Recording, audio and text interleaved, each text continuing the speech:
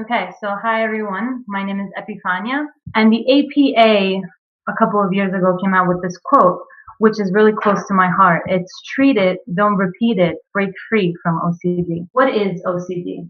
OCD is composed by obsessions and compulsions. The obsessions can be unwanted, irrational, intrusive, repetitive thoughts that are considered disturbing. They are irrational. They cause anxiety and irritability.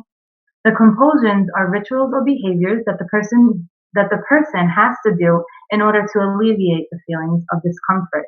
Many times these compulsions are also mental. Mindfulness helps me keep all of this under control, which is a technique that I learned during therapy. Most of my mindfulness techniques are the reading and the writing, which keep me present focused. What is pure OCD?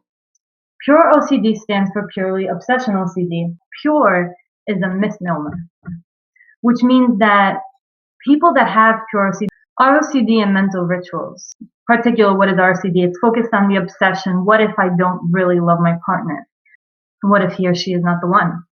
What if I am really not attracted to them? What if I'm attracted to somebody else? The compulsions can be overt, avoidant, reassurance seeking, and mental compulsions, and I shared some here. And you also reassurance seek family members. You ask them, is this possible? Why am I thinking this? If I'm thinking this, it has to mean something. And you have mental compulsions like reviewing what happened or checking other things, comparing to other people.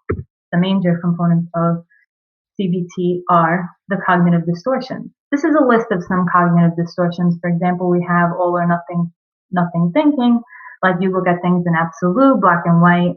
Overgeneralization, you view a negative event as a never-ending pattern of defeat. And one of the ones that plays a major role in OCD is actually emotional reasoning. You reason from how you feel. Like, I feel like an idiot, so I really must be one. Or this can go along with thinking.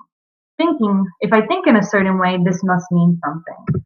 And you must be sure that this is not going to happen. You're not going to kill anybody. You're not going to harm anyone. You're not going to cheat on anyone. You're not going to touch that thing without,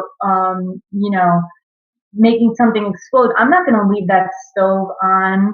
I need to know that it's shut, and it's shut in front of your eyes, but you don't know. Don't believe everything you think. If there's one thing that I will tell you now and forever, until the day that I die, is don't believe everything you think. And that uncertainty is the only certainty we have. Anything that concerns our daily lives, do we have certainty of what's going to happen? We don't. My main idea is don't let it fool you. Don't let it tell you that you're the only one that has this problem. And people choose. People choose what side to believe, what side to be on. OCD wants you to even think that the way you're staring at your partner means something bad. And do we really want it to lead our thoughts, our lives? So it's the need for certainty that fuels the fires of obsessive compulsive disorder. Accepting uncertainty means being free. This is a part of a fictional character, of course, but Albus Dumbledore once said that we have all good and bad inside of us. Because you can't predict the future, and OCD wants you to predict the future for all themes, really. Something might happen, but that you don't know, and you're accepting that you might be bad, but guess what? You also are good. So you can be good and have bad thoughts. So CBT helped me by observing the thoughts and letting them go. ERP, which is really scary in the beginning, but then is a lifesaver. Research states that ERP has a 90% rate that it works. It works by you're exposing yourself to what you're thinking, and the therapist starts on a hierarchy. So you start from the smallest, the least frightening thing to the highest frightening thing, and you make a commitment to not give in and engage in the compulsive behavior. What's the other strategy? You have to unlearn the myths. The myths come even before the OCD. For example, the myth of the one, like a great relationship depends on great meeting of the mind.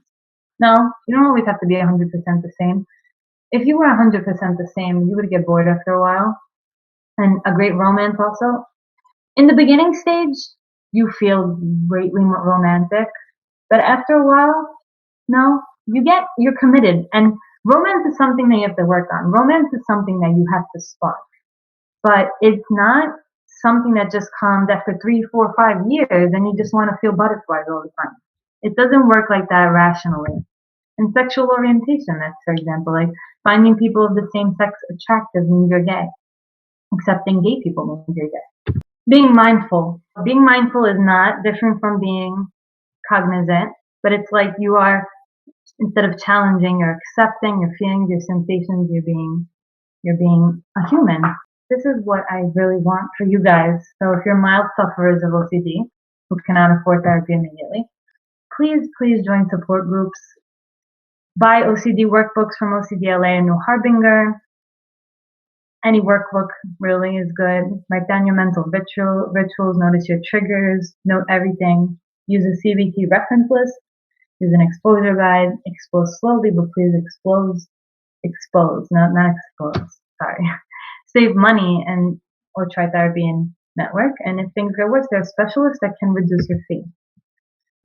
And for the moderate to severe ones, I know you want to wait and you can't really afford it for most part because it's ridiculous. The system is ridiculous, but you can't wait for too long because I waited for too long and I would have saved more time if I had waited less. And I understand it, but try to find someone in training, try to sacrifice something that you want to really buy every week. Maybe you can't because you need to pay for therapy. And guess what? Once you've paid for therapy and your mental health gets better, then we'll all take a trip together as long as you get help.